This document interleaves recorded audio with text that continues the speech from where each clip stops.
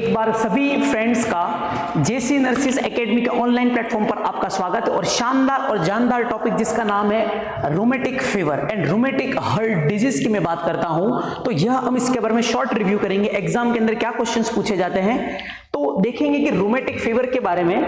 Rheumatic fever बात आती है, एग्जाम में पूछा जाता है कि मोस्ट कॉमन कॉज कौन सा होता है रूमेटिक फीवर का।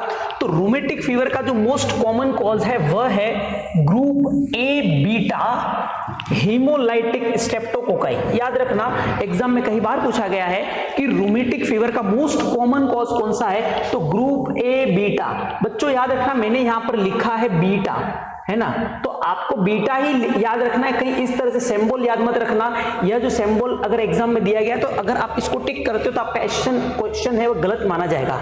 तो इसका जो मोस्ट कॉमन कॉज है वह है group A beta haemolytic streptococci. बात आती है कि पूछा है कि पर्टिकुलर कौन सा बैक्टीरिया होता है, तो पर्टिकुलर जो बैक्टीरिया है जिसका नाम है स्ट्रेप्टोकोकाई पायोजन। अगर पर्टिकुलर बैक्टीरिया का नाम पूछ रहा है तो पर्टिकुलर जो बैक्टीरिया जिसका नाम है स्ट्रेप्टोकोकाई पायोजन्स। और बात आती है कि यह जो डिसऑर्डर है मेनली कौन सी एज के अंदर अफेक्टेड करता है, तो ये 5 से लेकर के 15 साल के जो बच्चे होते हैं उसको यह अफेक्टेड करता है। ठीक है बच्चों, तो यह एग्जाम में ये तीनों क्वेश्चंस पूछे गए हैं, एज के बारे में, पर्टिकुलर बैक्टीरिया के बारे में और मोस्ट कॉमन कॉज में।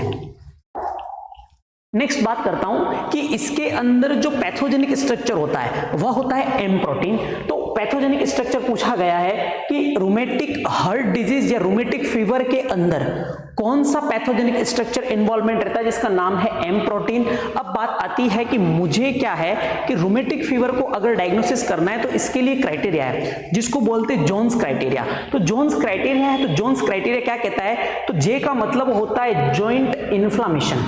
ठीक है बच्चों, तो जॉइंट के अंदर अफेक्टेड होता है, जिसके अंदर जो बच्चा रहता है उसके सभी जॉइंट दुखने को मिलते हैं, देखने को मिलते हैं, जिसके अंदर दर्द पैदा होता है, जिसे हम पॉलीआर्थराइटिस भी कहते हैं। याद रखना, ठीक है। पॉलीआर्थराइटिस का मतलब होता है कि एक से ज्यादा जब जॉइंट का इन्वॉल्वमेंट होता है तो उस कंडीशन को बोलते हैं पॉलीआर्थराइटिस। तो जे का मतलब होता है जॉइंट इन्फ्लामेशन। सी का मतलब होता है कार्डाइटिस। कार्डाइटिस की मैं बात करता हूं, कार्डाइटिस का मतलब होता है कि जो हार्ट की मेनली 3 लेयर होती है, आप जानते हो मायोमेट्रियम, एंडोमेट्रियम एंड पेरीमेट्रियम। ठीक है, ये हार्ट की लेयर होती है, तो इन तीनों लेयर का जो इन्फ्लामेशन होता है इस कंडीशन को हम कार्डाइटिस बोलते हैं। और जब याद रखना बच्चों, जब तीनों लेयर जब हार्ट की जब अफेक्टेड होती है तो इस कंडीशन को बोलते हैं पेनकार्डाइटिस। पेनकार्डाइटिस का मतलब होता है कि हार्ट की तीनों लेयर का इन्वॉल्वमेंट, उसे कहते हैं पेनकार्डाइटिस। नेक्स्ट देखने को मिलता है एन का मतलब होता है नोड्यूल्स सबक्यूटेनियस। उस बच्चे के अंदर सबक्यूटेनियस के एरिया पर हमें नोड्स देखने को मिलते हैं, नोड्यूल्स देखने को मिलते हैं सबक्यूटेनियस के ऊपर।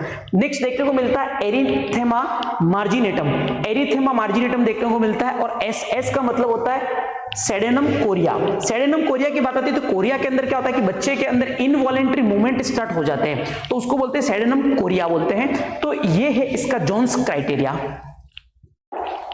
नेक्स्ट बात आती है, एग्जाम में पूछे गए क्वेश्चन है कि मोस्ट कॉमन क्लिनिकल फीचर कौन सा होता है रूमेटिक हार्ट डिजीज के अंदर या रूमेटिक फीवर के अंदर। तो इसका जो मोस्ट कॉमन जो क्लिनिकल फीचर है वह देखने को मिलता है फीवर, क्योंकि इस डिजीज का नाम ही है रूमेटिक फीवर। ठीक है बच्चों, बात आती है नेक्स्ट पूछा गया कि most major criteria. Major criteria कौन सा है, मोस्ट मेजर। इसके 2 क्राइटेरिया होता है, एक होता है माइनर क्राइटेरिया, एक होता है मेजर क्राइटेरिया। तो मोस्ट कॉमन मेजर क्राइटेरिया, जो मेजर क्राइटेरिया वह है आपका पॉलीआर्थराइटिस। और पॉलीआर्थराइटिस की बात आती है तो मतलब कि जॉइंट का इन्फ्लामेशन, जॉइंट इन्फ्लामेशन। ठीक है, इसी कंडीशन को बोलते हैं हम पॉलीआर्थराइटिस, मतलब कि जब एक से ज्यादा जब जॉइंट का इन्वॉल्वमेंट हो जाता है। नेक्स्ट है मोस्ट सिवियर कौन सा होता है, जो सबसे सिवियर होता है उसका नाम है कार्डाइटिस। और कार्डाइटिस के अंदर मैंने बताया जब हार्ट की तीनों लेयर अफेक्टेड होती है, मायोकार्डियम, एंडोकार्डियम, पेरिकार्डियम, तो उस कंडीशन को हम बोलते हैं पेनकार्डाइटिस। और अगर मोस्ट सिवियर, सबसे सिवियर कौन सा है तो उसका नाम है कार्डाइटिस। अब पूछा जाता है कि रूमेटिक हार्ट डिजीज के अंदर, रूमेटिक फीवर के अंदर हार्ट का कौन सा वाल्व अफेक्टेड होता है, तो उसका नाम है माइट्रल वाल्व अफेक्टेड। ठीक है, ड्यू टू माइट्रल रिगर्टिटेशन, माइट्रल रिगर्टिटेशन के कारण माइट्रल वाल्व अफेक्टेड होता है रूमेटिक फीवर या रूमेटिक हार्ट डिजीज में। नेक्स्ट बात आती है कि इसके अंदर हर्ट साउंड कौन सा देखने को मिलता है। तो इसके अंदर अगर आप हर्ट साउंड्स की बात करते हो तो मरमर देखने को मिलता है, और मरमर के अलावा अगर पर्टिकुलर कोई पूछे तो कौन सा देखने को मिलता है, तो कोरिकोम्ब मरमर। ठीक है बच्चों, याद रखना कि पर्टिकुलर का अगर पूछे ना तो मरमर के अलावा अगर कोई पूछ रहा है तो कौन सा हर्ट साउंड देखने को मिलता है, तो कोरिकोम्ब मरमर। अब बात आती है कि इस डिजीज के अंदर एस्कॉफ बॉडी देखने को मिलती है। ये क्वेश्चन भी पूछा गया है, जो रूमेटिक फीवर के अंदर जो एस्कॉफ बॉडी होती है उस एस्कॉफ बॉडी का कलर कैसा होता है, तो उस एस्कॉफ बॉडी का जो कलर होता है वो व्हाइट कलर की होती है। ठीक है बच्चों, नेक्स्ट पूछा जाता है कि जो एस्कॉफ बॉडी होती है उसकी लोकेशन कहाँ है, तो location of the Aschoff body is myocardium. ठीक है बच्चों, तो यह हार्ट की जो मायोकार्डियम लेयर होती है वहां पर पाई जाती है। पहला क्वेश्चन पूछा जाएगा कि एस्कॉफ बॉडी का कलर कैसा होता है, व्हाइट कलर होता है। देन व्हाइट कलर के अलावा फिर पूछेगा कि यह इसकी लोकेशन कहां होती है, तो ये मायोकार्डियम पर होती है। नेक्स्ट मैनेजमेंट की बात आती है, तो इसकी ड्रग ऑफ चॉइस क्या है, रूमेटिक फीवर या रूमेटिक हार्ट डिजीज की जो ड्रग ऑफ चॉइस क्या है, तो इसकी जो ड्रग ऑफ चॉइस है दैट इज पेनिसिलिन। नेक्स्ट आती है कि कोरिया, जो कोरिया इनवॉलेंट्री मूवमेंट होते हैं उसको मुझे अगर सप्रेस करना है तो उसके लिए कौन सी है, डीओसी। तो जो कोरिया है, कोरिया को अगर मुझे प्रिवेंट करना है तो मुझे उसके लिए देना पड़ेगा फिनोबार्बिटॉन। ठीक है, फिनोबार्बिटॉन में दूंगा, यह एक एंटी सीजर ड्रग है, जो सीजर को कंट्रोल कर सकती है, तो डेफिनेटली ये कोरिया को भी कंट्रोल कर सकती है। तो थैंक यू सो मच, ये रूमेटिक फीवर खत्म होता है।